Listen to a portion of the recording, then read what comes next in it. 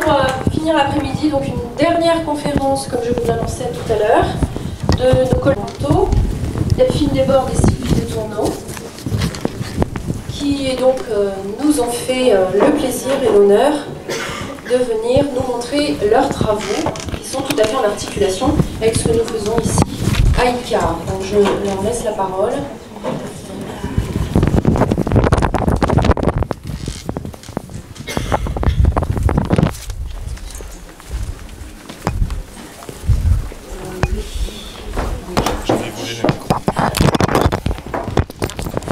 Pardon, on en a quelques...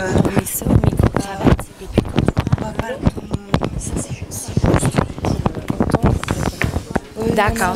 Non, mais c'est bon. Si, en fait. Mais c'est plutôt elle qui va mettre. Voilà, en fait. C'est elle qui va mettre. OK. Celui-là, vous le fixez. OK. Ça marche pas. Une petite mise en place. Et On va plutôt... Mais en fait, on va plutôt parler. Je sais pas qui va le rendre. C'est pour la caméra, en fait. C'est pour toi. Une des deux. Mais comme c'est toi qui parles. Oui. Voilà. Hop. Hop.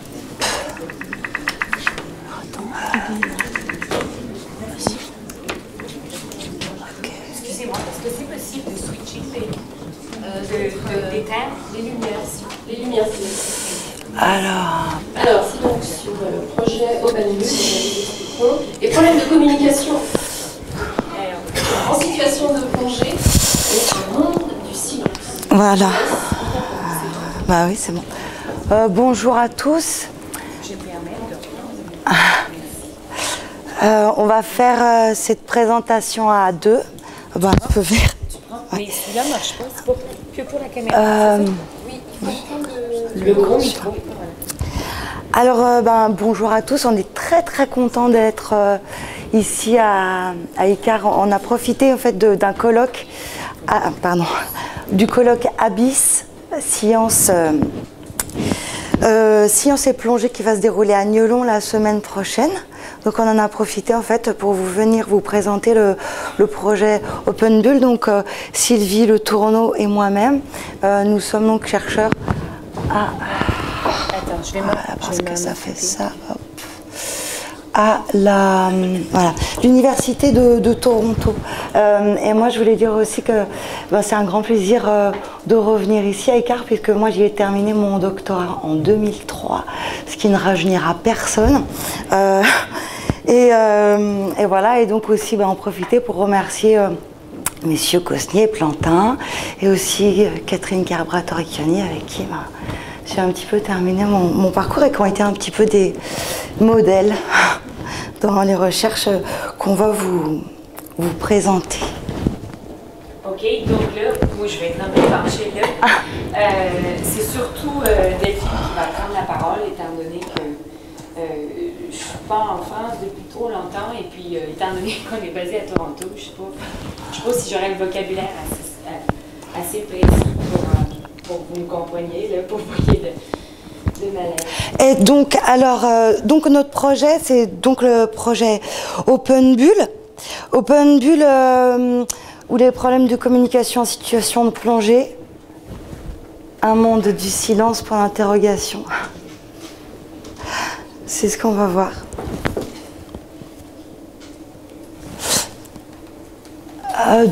Voilà, notre présentation va s'articuler autour de ces points que vous voyez là. OK, il faut peut-être les gens. Donc voilà, on vous présentera le projet et puis après on vous fera un état de l'art, donc nous, state of the art. On vous présentera donc le lexique sous-marin, comment on a constitué le corpus. Ça n'a pas été une mince affaire puisque, comme on vous l'a dit, c'est en situation de plongée. Et voilà, et bon, les améliorations qu'on a pu constater, apporter, et les perspectives de notre travail, puisqu'on travaille en fait, cette recherche est une commande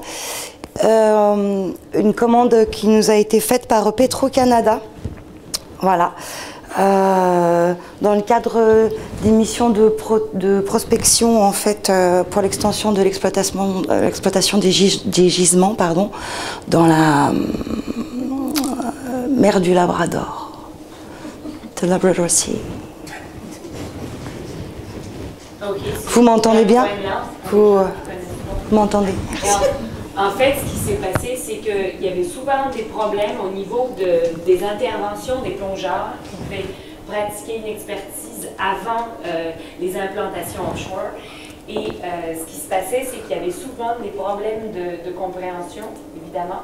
Et ils se rendaient compte, comme il y avait des équipes multiculturelles, que parfois, ils n'arrivaient pas à se comprendre et qu'ils ne savaient pas si c'était un problème de linguistique, c'est-à-dire des choses, un langage qui n'était pas commun aux deux, ou alors si effectivement il y avait un langage, je dirais, des signes qui n'était pas universel. Et en fait, c'est de là que sont partis les problèmes, et c'est là que Petro-Canada a choisi d'investir. En fait, ils ont deux objectifs chez Petro-Canada, mais on ne va pas trop s'étendre sur Petro-Canada parce que c'est pas l'objet de la recherche. C'est ça, voilà. Donc oui, parce qu'effectivement, donc on est donc financé à hauteur de 450 000 $ canadiens, hein, évidemment, sur 4 ans. Voilà, donc en fait, ils avaient deux objectifs, effectivement, c'est d'améliorer la performance des échanges en situation de plongée et aussi d'améliorer la situation des plongeurs qui sont aussi en situation de plongée, les deux. Voilà, donc tout de suite on va vous présenter un petit peu, on va rentrer dans le vif du sujet parce que là on perd un peu de temps et on perd du temps. Hop. Voilà. Alors je vais vous faire le SOTA, ouais. La place des gestes dans la communication humaine est un sujet étudié depuis longtemps, notamment dans ce laboratoire, enfin chez nous, chez Practus, puis aussi ici chez ICAR. Jacques Cosnier pose le problème de leur analyse en ces termes. Doit-on les analyser comme une langue en tant que telle qui serait gestuée ou comme une forme particulière d'exécution d'expression langagière? C'est OK? L'analyse de la communication sous-marine doit prendre en compte les spécificités du milieu aquatique et ses situations particulières de communication. C'est OK? OK. Donc il s'agit tout d'abord d'un milieu hostile à l'homme, confère l'Odyssée, et hostile à la communication verbale, parce qu'effectivement on est bel et bien privé de communication verbale, enfin eu égard à tout l'équipement qui échoue aux plongeurs. En fait, si je peux préciser, Delphine, c'est d'autant plus difficile qu'en situation de plongée, l'éclairage n'est pas forcément... non, mais vous rigolez, mais c'est ça, c'est que les plongeurs ne se voient pas forcément, et certains font des gestes, d'autres ne les voient pas, ce qui occasionne un certain nombre des fois d'accidents. D'autant que c'est vrai que le port du masque... Le port du masque, pose des sérieux problèmes d'analyse de regard, parce que avec le masque, c'est vrai qu'on ne peut pas bien se rendre compte. Donc je vais juste terminer. Voilà. Donc les situations de communication sous-marine sont pour la plupart des situations d'urgence où il s'agit d'exprimer un dysfonctionnement ou un malaise. Ces situations sont fortement émotionnelles et peuvent fortement perturber, assez fortement, la communication. Et l'expressivité gestuelle, que ce soit dans l'amplitude ou dans le rythme ou même dans la cadence ou dans la visibilité. Voilà. Ah oui, puis voilà, puis je voulais aussi vous dire que effectivement cette présence émotionnelle peut vraiment entraîner des phénomènes neuropsychiques non conscients qui peuvent être perturbateurs autant que le reste. je pense qu'on peut. Ah ouais, c'est ça. Voilà. Voilà. Ben là, sur le plan méthodologique, nous proposons d'appréhender l'analyse de la communication multimodale sous-marine sous différents plans qui vont se compléter. Ben, sur le plan syntagmatique, nous envisageons de segmenter l'activité gestuelle selon les travaux de Kendon en repérant les loquets de départ, d'arrivée du stroke, tout simplement. Ça va, c'est OK? C'est OK? OK. Donc, en prenant en compte la coarticulation intersigne et les mouvements internes aux signes, sur le plan paradigmatique, nous préconisons différents niveaux d'analyse du signe, du niveau le plus bas, phonologique ou sénémique, vers les niveaux les plus hauts, coniques et quasi-linguistiques. Voilà.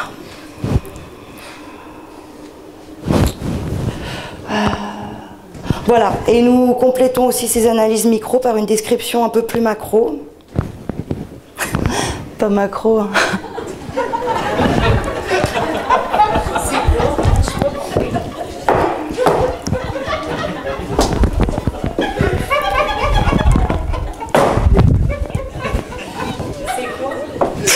Pardon, c'était pour me détendre.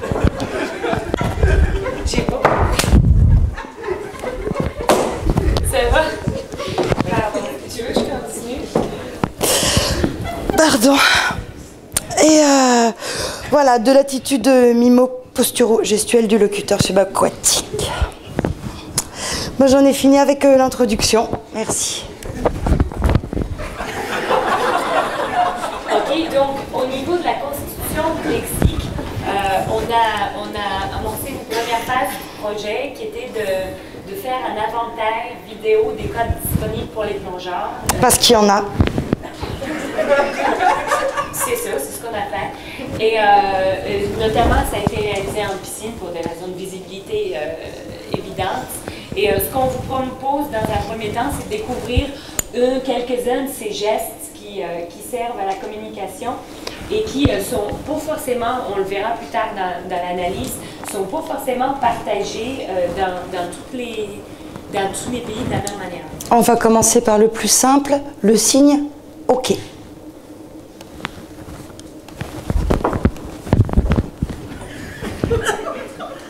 Donc là, on a essayé vraiment d'être le plus précis possible. Le signe OK, ben, c'est vrai que ça semble... Voilà, on l'a fait effectuer aussi par des hommes et des femmes. Okay. Parce que c'est vrai qu'on se disait que peut-être les cheveux, ça pouvait perturber la communication. Peut-être que vous voulez revoir le... Ça n'a aucun lien avec en fait les gestes. On va peut-être refaire le... Parce que quand même, c'est vrai que ça semble un peu bête, hein, mais... On analyse bien, mais ça n'a aucun rapport. On se focalise là maintenant uniquement sur le bras, l'avant-bras et la main. C'est pas Jacques Cosnic qui me contredira, la précision, c'est quand même un peu la base du métier. Voilà. Quand même. Alors, merci à Caroline Santi et Alexandre Lachesse. Ah oui. Qui m'ont permis de réaliser ces vidéos. Donc on continue. C'est vrai qu'on a exploité donc, des signes très simples. Par exemple, c'est vrai qu'en plongée, on utilise souvent cette expression 50 bars. 50 bars. Genre, il me reste 50 bars dans ma bouteille. In my bottle. Et non pas 50 bars, en fait.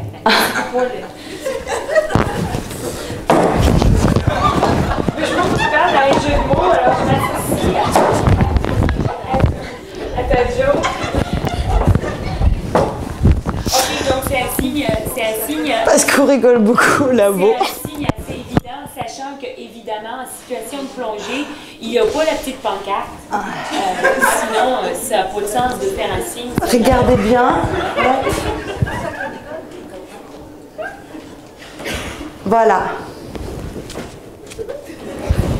Ok, c'est un signe évident. Donc... Alors on multiplie pas les signes. Par exemple, si on veut dire il me manque 100 barres, on fait pas.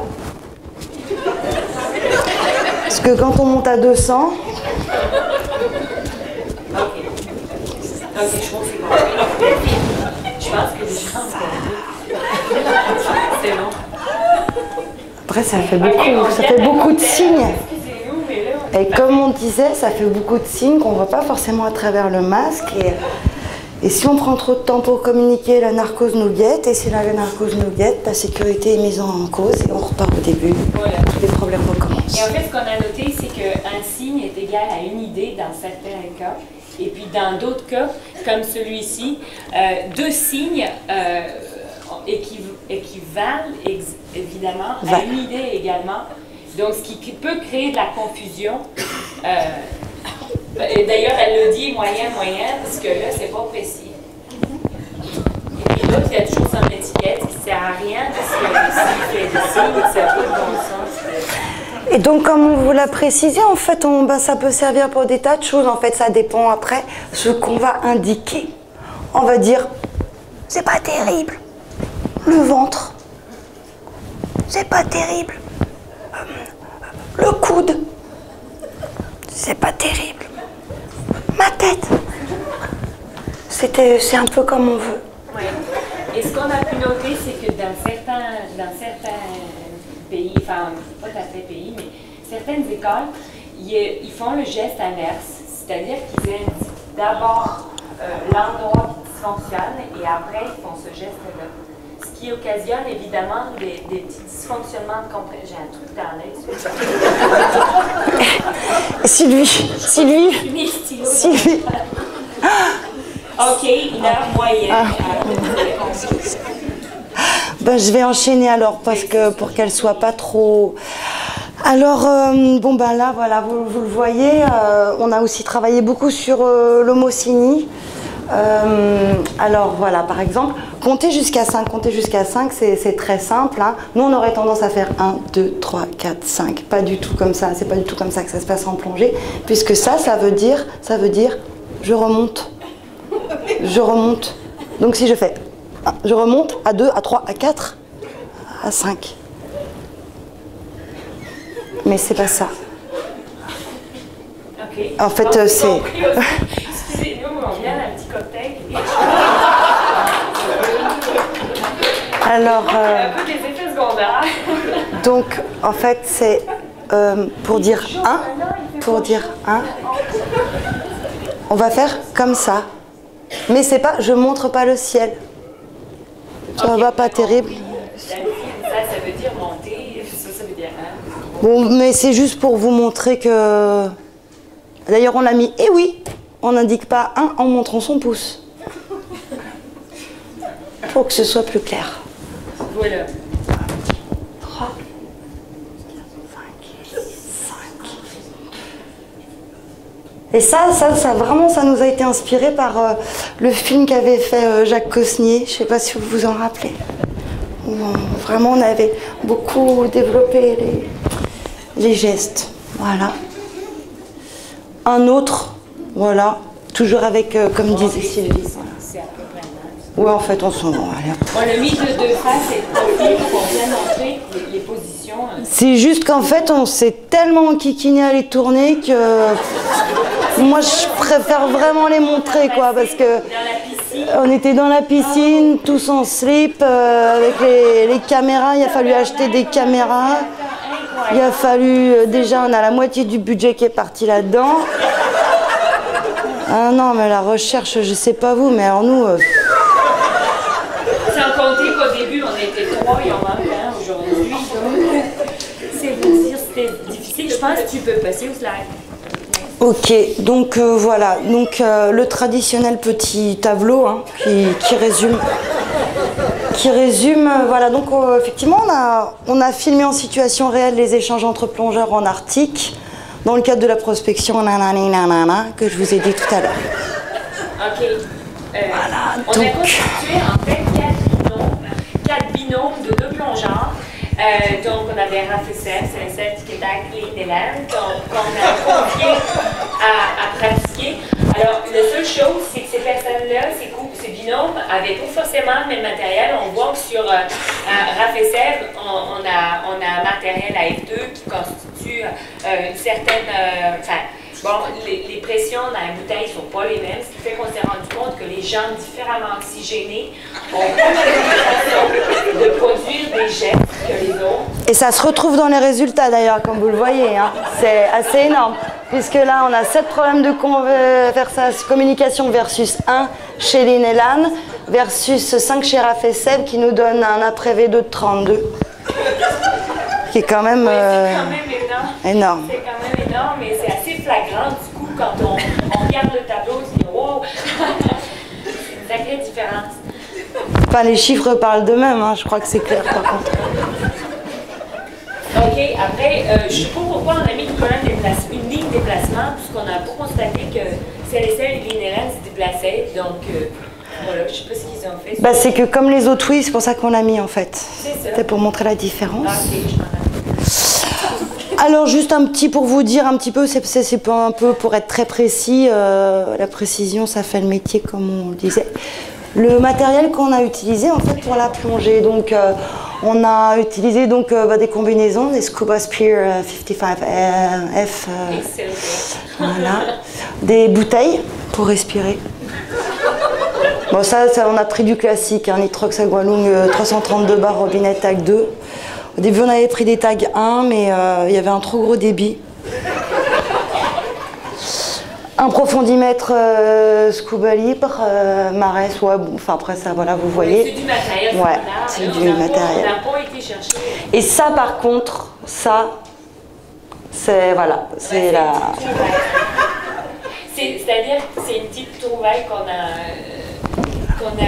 a faite après avoir perdu pas mal de matériel qui était soi-disant étanche et qui devait avérer pour l'être. Donc, le Sony CD 540 TVL, c'est vraiment la petite pépite qu'on a. Et puis la manette caméra Scooby-Doo, FXC TLU. Ça, c'est pareil, c'est du sacré matériel, sacré matériel. On va avancer un peu parce que là, nous, on a pris du retard. On va juste vous montrer le dispositif. On a fait... La seule chose qu'on a présenté des hommes, il y a beaucoup des hommes dans l'intervention, dans les experts qu'on a fait. Donc toute la difficulté a été d'avoir en fait une vision suffisamment panoramique pour avoir l'ensemble de la scène. Parce que des fois il y a les palmes ou le tuba qui dépassent et du coup ça crée de l'incomplétude. Oui. C'est un peu basique. Ouais, c'est un peu basique, excusez-nous, hein. Bon, mais c'est une présentation, c'est on va maintenant classique. s'attacher au problème de communication qu'on a rencontré, que j'évoquais tout à l'heure, et à savoir, on va entendre des éléments sonores, mais qui ne sont pas l'essentiel évidemment de la communication. Mais là, on va voir un problème de communication et incompréhension dans le binôme. Enfin, je vous laisse rassurez-vous, on passe. On va, oh là là, on va regarder. Et entendre, c'est important, surtout l'entendre. Il n'y a pas de son. Il y a du son? Non? Je ne sais pas si ça marche. Normalement, il y a du son. Ah, celui-là, on l'entend bien, mais c'est pas ça le son.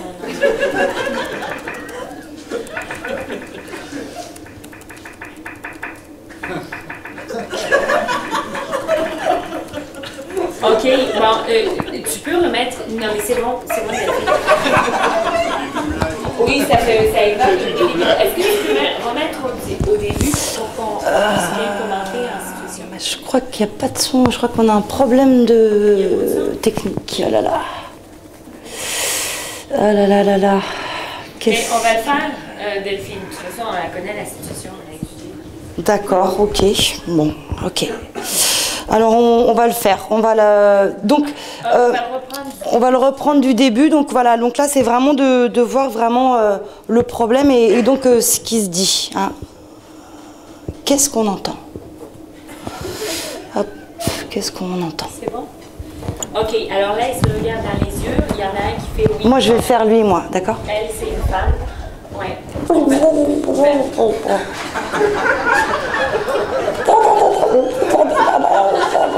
donc visiblement, là, il y a un problème d'oxygénation. Elle a dit c'est ok.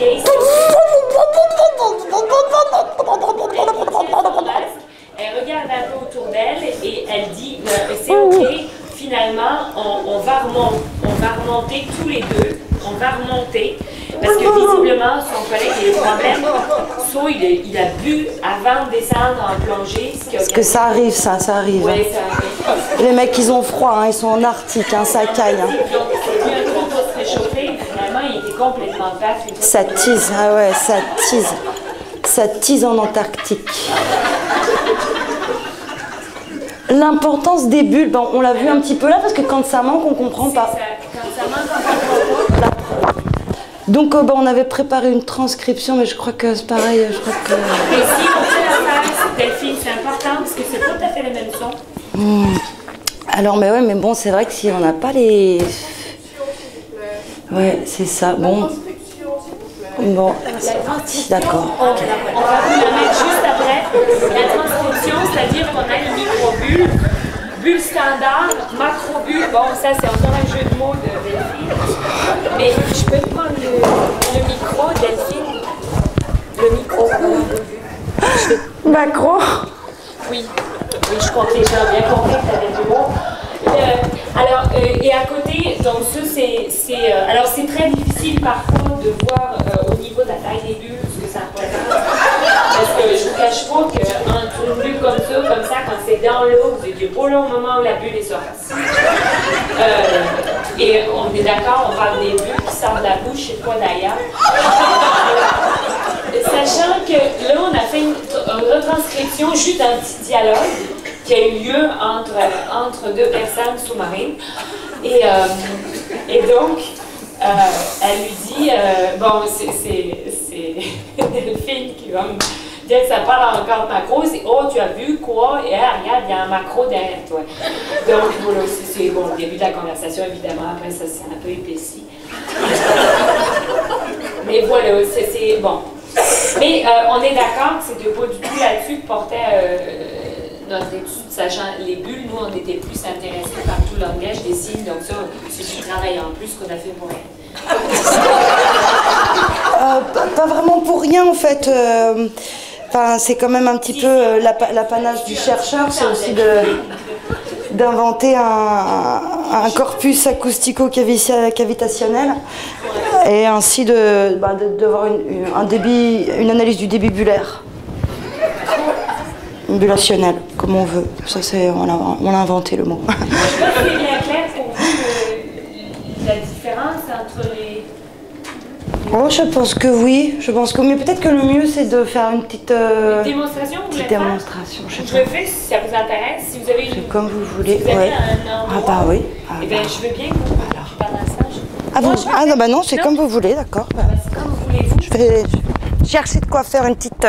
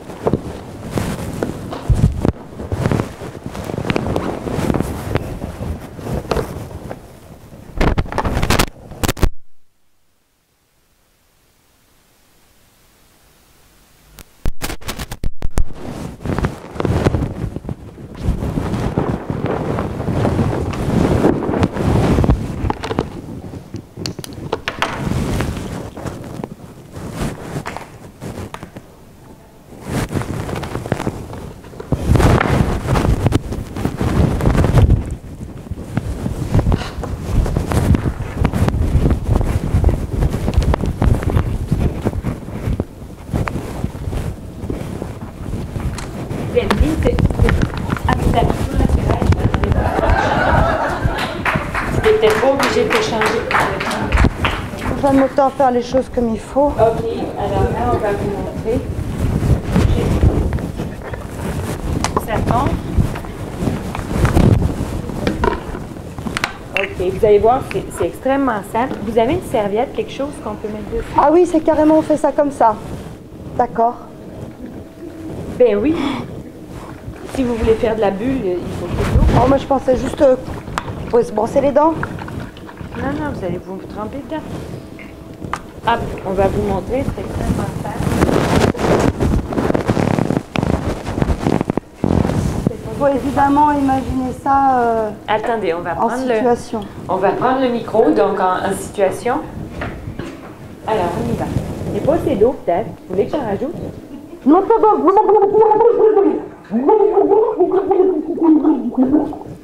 OK, donc là, manifestement, là, vous avez on a de la compris. grosse bulle.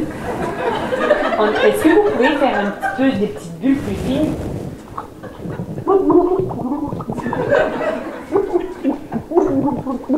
Bon, là, on a un langage beaucoup plus fin, beaucoup plus soigné, qui est beaucoup plus élaboré, sophistiqué que son précédent. Vous pouvez nous faire les deux, l'un après l'autre, mais sans reprendre la respiration, qu'on puisse bien entendre.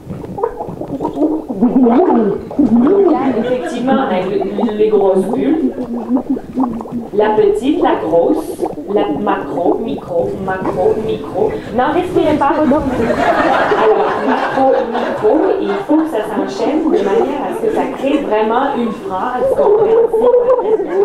Et donc, ce qu'on peut comprendre, c'est que vous pouvez le monter, mais c'est elle qui actionne sa tête. Faites-le remonter tout seul s'il y a un problème.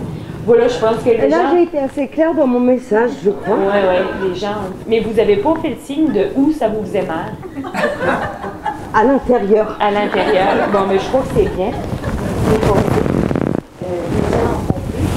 On va continuer notre petite présentation. Alors, voilà, je crois que là, on peut finir à ce moment-là. Vous pouvez nous essuyer, si vous allez prendre fond, il y a une ambiguïté fondamentale du lexique signé. Hein? Et bon, forcément, la nécessaire prise en compte de la multimodalité, des postures et regards contre-plongés. Alors, vous avez fait un peu de vidéo, mais en vidéo, il y a le contre-plongé. Soit en plongée, soit en contre-plongée. Donc, ça a mélangé au fait qu'on avait avec nous des plongeurs qui ne comprenaient pas ce que c'était que notre contre-plongée à nous. Ça a créé un sacré, comment on dit, méli-mélo. C'est rigolo ça. Méli-mélo. Pas de sens chez nous. OK, et puis bien évidemment, le défi gravitationnel, que j'ai jamais compris ce que c'était. C'est un hommage au commandant. Et je vous laisse finir, Delphine. Voilà, donc on a un autre projet. On voulait après voilà, le projet Open Bull présenter le projet Open Bar.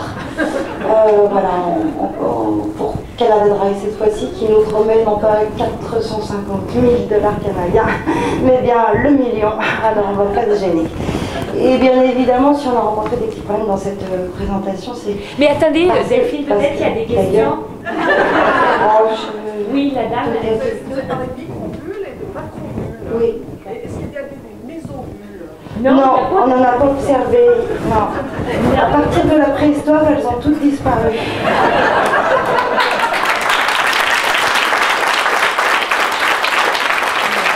Donc voilà, merci d'avoir écouté cette présentation.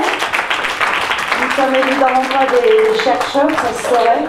Nous sommes des comédiennes improvisatrices du collectif d'artistes Béliclan.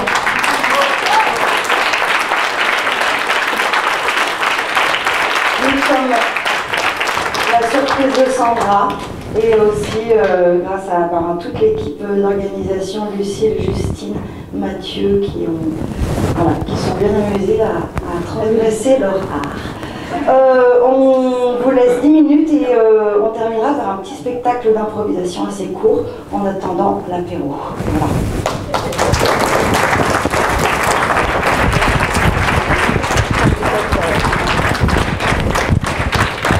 Merci beaucoup. Donc évidemment,